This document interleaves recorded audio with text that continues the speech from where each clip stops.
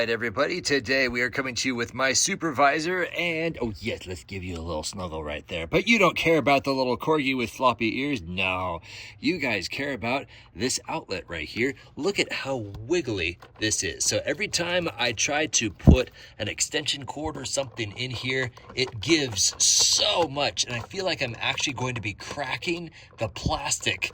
Look at how much that goes in. That's horrendous. So in this video, I'm going to show you how to fix this easily. First of all, go ahead and turn the power off to your outlet because you will be working with live electricity, or rather, it shouldn't be live. All right. Once you have confirmed that there is no power, go ahead and take the whole outlet off. These little specialty brackets, you will see that there are several holes in them, so it really doesn't matter what size your outlet, your receptacle is. Odds are you will find a hole that aligns with one of your existing holes. So what this bracket does is it breathes new life into an otherwise very wiggly old outlet. I grew up in a house that was 120 years old. It always had wiggly outlets like this.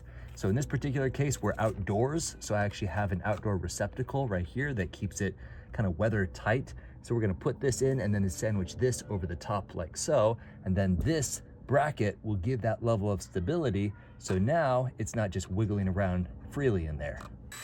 We're not going to put it in all the way. We're just doing that just to kind of hold it temporarily in place as we align the bottom one now.